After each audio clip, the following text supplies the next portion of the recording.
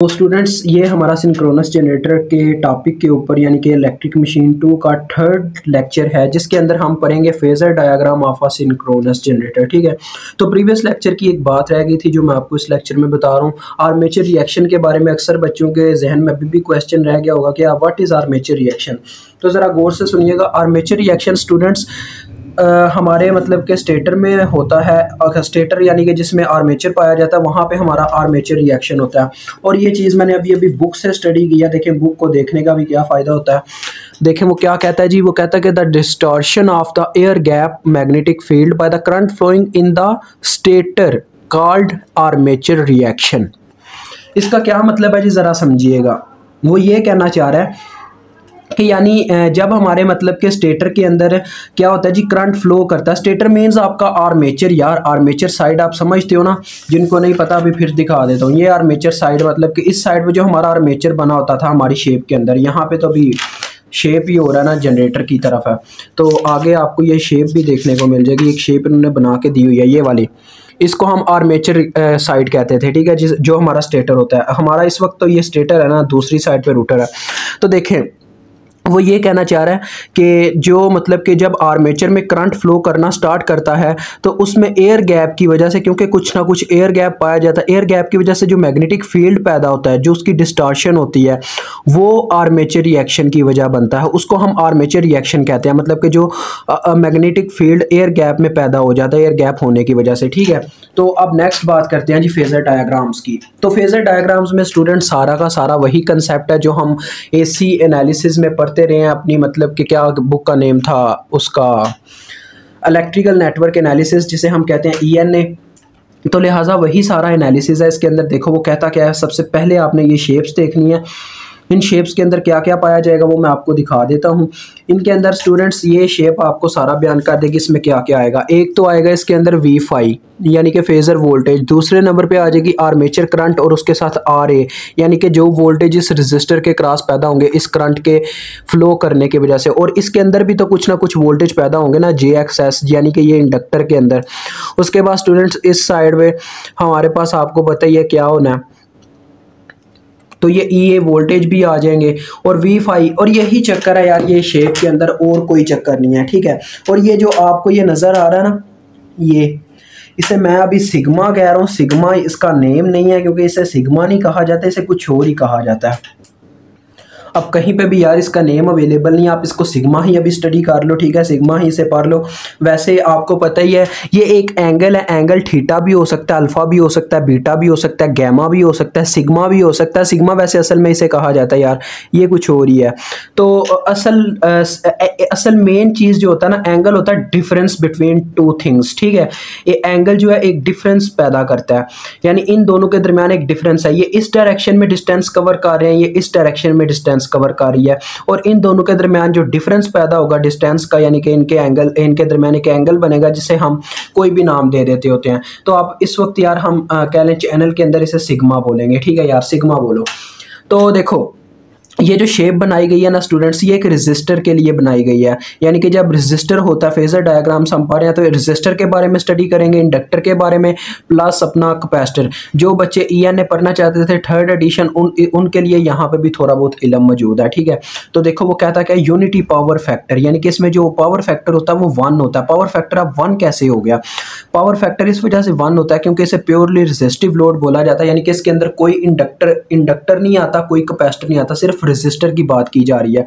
तो देखो स्टूडेंट्स, एक रेजिस्टर के अंदर पता क्या होता है, फेज डिफरेंस 0 होता है। फेज डिफरेंस अब 0 कैसे पाया जाता है? देखो होता क्या है जी, जब एक रेजिस्टर में, ये देखो ये रेजिस्टर इस तरह से ही होता है ना, जब एक रेजिस्टर में से करंट फ्लो करता है, जब अभी इसमें से करंट गुजरेगा तो उसी वक्त ही इसके अंदर क्या हो जाएगा, वोल्टेज इंड्यूस हो जाएंगे। यानी कि कोई टाइम डिफरेंस नहीं है, उसी वक्त ही वोल्टेज इंड्यूस हो गया।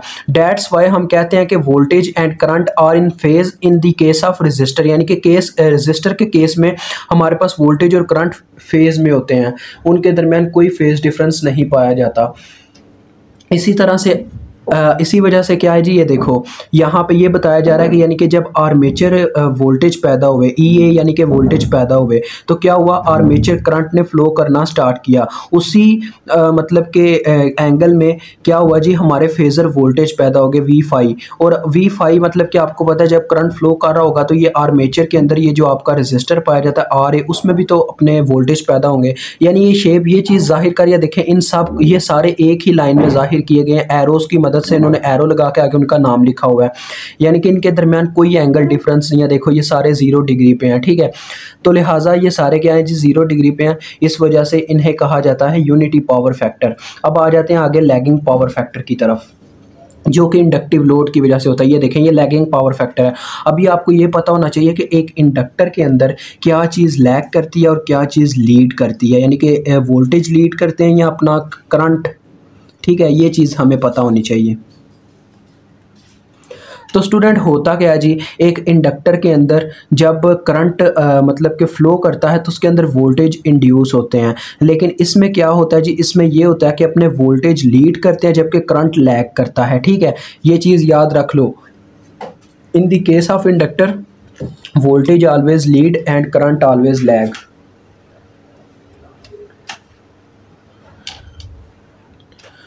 तो लिहाजा ये चीज़ आपने अपने जहन में बिठा लेनी है। वैसे भी ये शेप आपको जाहिर करिए, देखें हमारे इंडक्टर में मतलब कि जो वोल्टेज फ्लो करके गए हैं वो फेज़र वोल्टेज मतलब अपनी शेप के अंदर हमें दिखाए गए हैं। तो देखें यहाँ पे एंगल के लिहाज से देखा जाए ना, एंगल होता क्या है, इस तरह से देखें, ये हमारा मतलब कि यहाँ पे भी एंगल इनके दरमियान ये अपना क्या नाम है, सिग्मा जिसे हम कह रहे हैं। अगर आपको मैथ आपने स्टडी किया हुआ ना, अगर बायो के बच्चे भी बैठे हुए हैं, इंजीनियरिंग में वैसे बायो तो नहीं आते, बायो वाले आते नहीं है, कम से कम हो सकता है कंप्यूटर वाले आए हुए हों, यानी कि ICS वाले। तो देखें एंगल जो होता है ना, इस तरफ अगर हम जाएँ तो एंगल बढ़ना स्टार्ट कर देता है। आपने कभी ना कभी ज़िंदगी में डी का इस्तेमाल तो किया होगा, जिसपे एंगल सारे उन्होंने मेजर करके लिखे होते हैं। तो आपने देखा होगा डी के अंदर इस तरफ एंगल बढ़ता है, और अगर हम डाउनवर्ड जाएँ तो एंगल कम होना स्टार्ट हो जाता है। मतलब कि ये एंगल इस तरह से कवर होता है एक सर्कल की फॉर्म में। यहाँ पे अगर 0 डिग्री है ना, अगर हम एक पूरा चक्कर लगा के आए तो 360 डिग्री कवर होता है। तो लिहाजा अब देखो जो अपने वोल्टेज है वो 0 डिग्री पे है इस वक्त, जबकि करंट जो है वो माइनस में एंगल कोई ना कोई रख रहा है अपना, मतलब कि वोल्टेज से भी पीछे है। ये ऐसे ही है स्टूडेंट, जैसे वोल्टेज और करंट ने एक साथ चलना स्टार्ट किया, ठीक है। तो जो वोल्टेज था वो रास्ते में कह लें 2 गाड़ियों की रेस हो रही है, वोल्टेज की एक गाड़ी है और दूसरी करंट की गाड़ी है।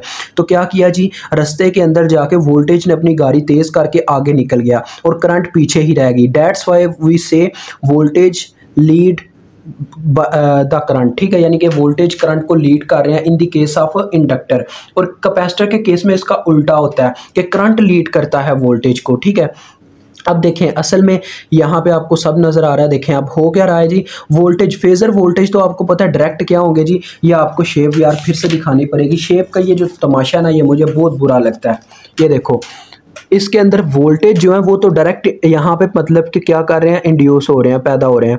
लेकिन ये जो अपने मतलब कि आर्मेचर रेजिस्टेंस है, इसमें से जब करंट गुजरता है तो इसके अंदर वोल्टेज पैदा होते हैं, है ना, यही चीज़ है ना। तो इसी वजह से देखो ये भी लैग कर रहा है, ये भी एंगल में पीछे है। मतलब देखें इसका भी एरो उन्होंने नीचे की तरफ ड्रा किया, क्यों, क्योंकि इसमें आर्मेचर रेजिस्टेंस के अंदर वोल्टेज इंड्यूस ही किसकी मदद से हो रहा है, पैदा मतलब प्रोड्यूस ही किसकी मदद से हो रहा है, आर्मेचर करंट की वजह से। जब आर्मेचर करंट मतलब कि अब देखें एक बंदा जो है, आप पहाड़ी से गिर रहे हो, एक बंदा जो है ही नीचे, वो आपका हाथ भी नीचे से ही पकड़ेगा। ऐसा नहीं हो सकता कि ऊपर छलांग लगा के वो पहले ऊपर जाए फिर आपका हाथ पकड़ना है, इतने में तो आपकी जान निकल जाएगी नीचे गिरते गिरते। यही चक्कर है अपनी आर्मेचर करंट का। अब ये खुद फेजर एंगल में पीछे है तो इसने हाथ भी अपने रजिस्टर का नीचे से पकड़ा है, यानी कि इसने इसको भी लैगिंग में डाल दिया है यहाँ पे जो है। आगे ये आपको दूसरा एंगल तो बस डायरेक्ट आपने मिला देना अपनी ये जो लोड के वोल्टेज है। ये हो गया लैगिंग पावर फैक्टर। आगे आ जाता है लीडिंग पावर फैक्टर, ठीक है। आ जाए जी नेक्स्ट पेज पे, ये हमारा लीडिंग पावर फैक्टर। ज़रा गौर से देखिएगा, काफ़ी यार इजी यार इनके कंसेप्ट है, कोई मुश्किल वाली बात नहीं है। इनके दरमियान भी एंगल क्या बन गया अपना गैमा, ओ सॉरी सिग्मा। तो देखिए स्टूडेंट्स, इसमें लीडिंग पावर फैक्टर और कैपेसिटिव लोड है। कैपेसिटिव लोड का मतलब यानी कि किसी कैपेसिटर का इस्तेमाल किया गया होगा जो हमारा सर्किट होगा। तो देखिए होगा क्या, इसमें हमारे पास करंट लीड कर रहा है फेजर वोल्टेज के बदले। देखें फेजर वोल्टेज जो है वो 0 डिग्री पे है, जबकि करंट इस तरफ मैंने आपको बोला था एंगल बढ़ता है, जबकि करंट आगे निकल चुका हुआ है। किसी मतलब कह लें आप 45 डिग्री पे होगा या 50 पे होगा या 60 डिग्री पे होगा या 70 डिग्री पे होगा, मतलब कि आगे निकल चुका है, 0 डिग्री से आगे है। तो कैपेसिटर के केस में हमेशा फेजर वोल्टेज जो है वो लैग करेंगे। आप ये कह सकते हो कि इसके केस में करंट लीड करेगी और वोल्टेज लैग करेंगे। ठीक है, समझ गए हो। जब करंट लीड कर रहा है तो करंट जब लीड करेगा तो जो आर्मेचर में अपने वोल्टेज पैदा होंगे करंट की मदद से, तो उनको भी तो लीड ही करवाएगा ना। तो देखो इस वक्त इस दफ़ा क्या हुआ जी, एरो ऊपर की तरफ आया है, मतलब कि लीड करता हुआ नज़र आ रहा है। यही चक्कर है यार, कोई इतना मुश्किल काम नहीं है इसको समझना।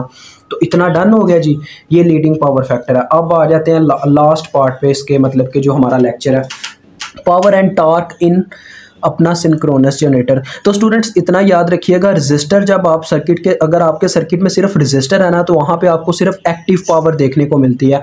हम पावर को ना दो नामों से बुलाते हैं, मतलब कि इसको एक्टिव भी कहते हैं और रियल पावर भी कहते हैं। दो नाम होते हैं इसके, रियल और एक्टिव पावर। बात एक ही हो रही है, यानी कि रियल यानी कि जो हमारे काम की पावर है, एक्टिव पावर भी वही पावर, उसी पावर को कहा जाता है जो हमारे काम आती है। ठीक है, एक होती है रिएक्टिव पावर जो इसके यानी कि रिएक्शन में पैदा होती है। जैसा कि आप जानते हो यार, न्यूटन की थर्ड लॉ ने बोला था कि action and reaction are equal but opposite in direction. तो ये रिएक्टिव पावर इसे क्यों बोला जाता है मैं आपको समझाता हूँ। देखो, हम सिर्फ इस पावर के मुस्तहिक हैं, हमें सिर्फ ये पावर चाहिए अपने मतलब के सर्किट के अंदर। लेकिन ये जो रिएक्टिव पावर होती है ये एक कह लें इफेक्ट के तौर पे पैदा हो जाती है। ये हमें कह लें कि बोथ डायरेक्शंस में इसका असर पैदा होता है, तो जिससे हमें मतलब कि हमारी पावर क्या पता बढ़ जाए, यानी कि हमारी पावर जो है हम देखें, हम फॉर एग्जांपल 50 वाट तक हमें पावर चाहिए थी। ठीक है, तो रिएक्टिव पावर के पैदा होने की वजह से, यानी ये क्या नाम है अपना, कैपेसिटर और इंडक्टर जब आ जाता है ना सर्किट में, तब ये रिएक्शन होता है। यानी कि रिएक्टिव पावर पैदा ही उस वक्त होगी जब आपके सर्किट में कैपेसिटर या इंडक्टर इस्तेमाल होगा। सिर्फ रेजिस्टर हुआ तो सिर्फ एक्टिव पावर ही पाई जाएगी, उसमें रिएक्टिव पावर पैदा होने का तो कोई इम्कान ही नहीं होगा। ठीक है, तो लिहाजा ये रिएक्टिव पावर क्या करती है जी, इसका कोई पता नहीं होता। क्या पता ये हमें 50 वाट तक पावर चाहिए, क्या पता ये हमें 50 वाट की जगह 60 वाट पावर दे दे, मतलब ये 10 वाट का इजाफा कर दे हमारी रियल पावर में, टोटल पावर में। तो उससे भी हमारे मतलब के जो हमारा इंस्ट्रूमेंट होगा उसके जलने का खतरा होगा, उसको ज़्यादा पावर मिल जाएगी। और कई दफ़ा जब बिजली डिम हो जाती है, तो आपको पता है बिजली डिम होने से भी कई चीज़ें जल जाती हैं। वो क्यों? क्योंकि जब चलो देखो रिएक्शन में क्या हुआ जी, इसने उसको मतलब कि उसकी सपोर्ट में चलने की बजाय उसके खिलाफ चलना स्टार्ट कर दिया इस पावर ने। वो 50 वाट तक पावर दे रहा था, लेकिन 20 वाट रिएक्शन के तौर पर रिएक्टिव पावर पैदा हो गई। तो उसने क्या किया जी, उसमें से 20 वाट कम किए, यानी कि 30 वाट पावर छोड़ दी, जिसकी वजह से आपके मतलब के इंस्ट्रूमेंट को 50 वाट की जगह सिर्फ 30 वाट पावर मिल रही है और वो डिम होकर वैसे ही जल गया। तो दोनों केसेस में रिएक्टिव पावर हमारे मतलब के खतरे की एक घंटी बजाती है। लेकिन अगर इंडक्टर वगैरह लगा हो ना, इंडक्टर और कैपेसिटर, वो इस पावर को इस तरह से होल्ड करते हैं कि वो अपने काम में लाते हैं, लीडिंग और लैगिंग करके। जैसे कि आपको अभी समझ आया कि कैपेसिटर के केस में क्या होगा जी, वोल्टेज लैग करेंगे, करंट लीड करेगा। और इंडक्टर के केस में इसका उल्टा होगा, वोल्टेज लीड करेंगे, करंट लैग करेगा। तो ये लीडिंग लैगिंग की मदद से ही पावर फैक्टर को इस तरह से होल्ड करके रखते हैं कि पावर फैक्टर होल्ड होने की वजह से इनमें कोई जलने का खतरा नहीं होता। अब आगे आ जाएं, ये हमारे पास कैसे फार्मूला बना, ज़रा गौर से देखिएगा। Power is equal to 3V∅EA sine, ये सिग्मा हम इसे कह रहे हैं, अवर एक्सेस। ये कैसे फार्मूला बना, ज़रा गौर से देखें। ये आउटपुट पावर का हमारे पास फार्मूला आया था √3VTIL cos ऑफ थीटा। ये ठीक है जी। तो ये असल में बात हो रही है अभी हमारे वाई कनेक्शन की। वाई कनेक्शन में आपको पता है, वाई कनेक्शन में हमारे जो VT वोल्टेज थे वो √3 टाइम्स V∅ के बराबर थे। याद है ना, ये मैंने आपको पीछे प्रीवियस लेक्चर में इक्वेशन पढ़ाई थी, VT is equal to √3 times V∅। तो ये हमने यहाँ पे पुट कर दिए टर्मिनल वोल्टेज की जगह, टोटल वोल्टेज, सॉरी यहाँ पे ये टोटल वोल्टेज कहलाएंगे, इसकी जगह हमने ये वोल्टेज यहाँ पे पुट कर दिए। और IL जो हमारी मतलब कि करंट है, वो तो आपको पता ही आर्मेचर करंट है, तो वो तो direct IL is equal to IA है, तो डायरेक्ट यहाँ पे IA पुट हो गया। ठीक है, ये दो चीज़ें हमने इसके अंदर पुट की हैं, IA is equal to IL और V T is equal to this. तो जब ये इसके अंदर पुट हुआ तो अंडर रूट थ्री से मल्टीप्लाई होकर 3 हो गया और ये वी फाई आ गया, यहाँ पे आई ए काज ऑफ थीटा आ गया। आगे ये इक्वेशन किस तरह से बनी है बच्चों, ये देखें यहाँ पे भी वही काम ही हुआ है। ये जो रिएक्टिव पावर है ना, इसको क्यू या एस से प्रेजेंट किया जाता है, तो ये रिएक्टिव पावर इसने वैसे ही निकाली हुई है। और ये भी चीज़ कि जो एक्टिव पावर होती है ना, जो हमारे काम की होती है, उसके साथ एंगल हमेशा काज ऑफ थीटा आएगा, लेकिन रिएक्टिव पावर के केस में है उसके साथ फंक्शन साइन ऑफ थीटा इस्तेमाल होगा, यानी कि साइन का फंक्शन उसके केस में आएगा। तो देखो बच्चों, ये जो हमारे पास पावर का फार्मूला ये किस तरह से आया, जरा गौर कीजिएगा। ये जो आउटपुट पावर हमारी आई थी 3v5 I A cause of theta, I A cause of theta बराबर होता है हमारे पास ई ए साइन सिग्मा और एस एक्स एस के, ठीक है। तो लिहाजा ये चीज़ हमने इसके अंदर पुट की है। देखें आई ए काज ऑफ थीटा की जगह हमने ये चीज़ पुट कर दिया ई ए साइन सिग्मा और एक्स एस, तो हमारे पास ये इक्वेशन पावर की बन गई है। अब कहा जाता है कि पावर मैक्सिमम, अब यहाँ पे ये पावर मैक्सिमम हमारे पास आ गया 3v5 ई ए और एक्स एस। अब इस चीज़ को अक्सर बच्चे नहीं समझ पाते, ये मैक्सिमम पावर कैसे बता रहे हैं। देखें अगर स्टूडेंट्स कहीं पे भी फंक्शंस इस्तेमाल हो रहे हैं ना, साइन या कास, तो उस फंक्शन की वैल्यू पे डिपेंड करवा के वो मैक्सिमम और मिनिमम के बारे में बता रहे होते हैं। साइन का जो फंक्शन होता है ना स्टूडेंट्स, यहाँ पे आपकी बुक के अंदर इस तरह से लिखा हुआ है कि sine sigma is equal to 1 then your power is maximum, sine sigma is equal to 0 then your power is minimum. अब ये कैसे वो कहना चाह रहा है, देखिए स्टूडेंट्स, असल में यहाँ पे जो वो मतलब कि एंगल बनेगा ना, वो v5 और ई ए के दरमियान में बनेगा, ठीक है। तो असल में वो ये कहना चाह रहा है कि जब इन दोनों के दरमियान एंगल 90 डिग्री होगा, क्योंकि साइन का फंक्शन 90 डिग्री यानी कि वर्टिकल लाइन पे क्या करता है, हुकूमत करता है, ये मेरा कहने का अंदाज है। तो वर्टिकल लाइन पे जब साइन का फंक्शन होगा बिल्कुल परपेंडिकुलर एंगल बनाएगा 90 डिग्री, तो साइन 90 डिग्री आप कैलकुलेटर पे चेक कर सकते हैं 1 होता है। अगर वो हॉरिजॉन्टल लाइन पे आ गया 0 डिग्री का एंगल हुआ, यानी कि इन दोनों के दरमियान नो फेज डिफरेंस हुआ, तो डायरेक्ट आपकी पावर 0 हो जाएगी, ये वो कहना चाह रहा है, बस इतना। आगे इंड्यूस टार्क, इंड्यूस टार्क में स्टूडेंट्स देखो, टार्क इंड्यूस्ड कब होगा, जब मैग्नेटिक फील्ड्स पैदा होंगी। अब देखें मैग्नेटिक फील्ड्स जो हैं वो दो चीज़ों में पैदा होंगी हमारे सर्किट के अंदर, एक साइड रूटर है, एक साइड स्टेटर है। तो स्टेटर और रूटर की दोनों की मैग्नेटिक फील्ड का क्रॉस प्रोडक्ट आ जाएगा, साथ में एक कांस्टेंट आ जाएगा। तो क्रॉस प्रोडक्ट को खत्म करने का क्या तरीका होता है जी, यानी कि आपको पता होगा ये क्रॉस प्रोडक्ट हमने लिया हुआ है A cross B which is equal to A B sine of theta, साथ में उसका एंगल भी आ जाता, मतलब कि उसकी डायरेक्शन कह दें, यूनिट वेक्टर जिसे हम कहते हैं। तो यहाँ पे यूनिट वेक्टर वैसे ही नहीं हम इस्तेमाल करते, क्योंकि उसके केस में हमने एक कांस्टेंट लिया हुआ है। तो के बी आर यानी कि ये रूटर की मैग्नेटिक फील्ड, स्टेटर की मैग्नेटिक फील्ड, और इन दोनों के दरमियान साइन ऑफ सिग्मा आ गया, इन दोनों के दरमियान एंगल आ गया। तो देखिए टार्क इंड्यूस्ड किसके बराबर आ गया जी, 3v5 E A sine of sigma और ओमेगा एक्स साथ में एक्स एस। अब ये किस तरह से इक्वेशन आई है, यही करना हमारा काम है यहाँ पे, जो आपको मेन चीज़ बतानी है। तो स्टूडेंट्स इसकी आप ये जो कन्वर्जन कैसे है, ये चीज़ मैं आपको यहाँ पे करके दिखाने लगा हूँ। ये एक छोटा सा प्रूफ है, शायद आपका होमवर्क हो। अक्सर बच्चे कह रहे थे ये ओमेगा एक्स नहीं है, ओमेगा एम है, मैंने ओमेगा एक्स लिख दिया हुआ है। वैसे ओमेगा आप एम की जगह ओमेगा एक्स भी लिखते हैं तो कोई इससे फ़र्क नहीं पड़ता, क्योंकि ये इसको प्रेजेंट करने का तरीका है। मेन चीज़ ओमेगा ही है, जिसे हम एंगुलर वेलोसिटी कहते हैं। तो हमारे पास एक फार्मूला पाया जाता है कि power is equal to torque induced torque with क्या नाम है अपना ओमेगा। अब आप ओमेगा एम ही चले लिख लें, से ओमेगा एम। तो मेन चीज़ हमने टार्क की इक्वेशन लानी थी, ठीक है। तो टार्क की इक्वेशन लाने के लिए हमने क्या किया, इसको टार्क को एक साइड पे कर लिया और दूसरी साइड पे आ गया power over omega M. Values put कर दें, पावर की वैल्यू हमने यहाँ पे ये प्रूफ की थी। आप अगर इसका एक स्टेप पर आना चाहो तो पहले ऊपर वाली वैल्यू पुट कर दो, फिर ये बता दो कि आई ए काज ऑफ थीटा इसके बराबर होता है, ये साइन सिग्मा और एक्स एक्स है। तो इससे आप 2 स्टेप पर आ सकते हो। तो मैं यहाँ पे पहले पावर की वैल्यू पुट करता हूँ, जो कि हमारे पास थी 3v5 I A cause of theta, ठीक है जी, और ओमेगा एम वैसे का वैसे ही आ गया, ठीक है। अब मैं यहाँ पे नेक्स्ट स्टेप में लिखता हूँ कि आई ए काज ऑफ थीटा हमारे पास बराबर होता है, ये एक बच्चों के लिए प्रूफ है जो मतलब कि करना चाहते थे, मुझे कहा हुआ था कईयों ने कि इसका प्रूफ सर निकाल के दें हमें, ई ए साइन सिग्मा और एक्स एस। तो लिहाजा इस चीज़ को हम यहाँ पे पुट कर देंगे तो हमारे पास लास्ट में वही इक्वेशन आ गई। देखें वही इक्वेशन आ जाएगी जो वहाँ पे लिखी गई है, torque induced is equal to. ये आपके लिए प्रूफ हो सकता है, वो इक्वेशन आपकी ऑलरेडी प्रूफ है यार, उसमें मैं क्या आपको बता सकता हूँ। एक यही मेन पॉइंट था जो मैंने आपको बताया कि साइन कब 1 होता है कब 0 होता है, उसमें ये चीज़ थी देखने वाली, और उसमें मुझे कुछ इतना खास नज़र नहीं आया जो होमवर्क के लिए आपके लिए लिखा गया हो। तो लिहाजा उसमें हमने ये पुट कर दिया, ये काज ऑफ थीटा की जगह E A sine sigma over X S. तो लें जी, ये आपका प्रूफ है, मुझे उम्मीद है आपको समझ आ गई होगी।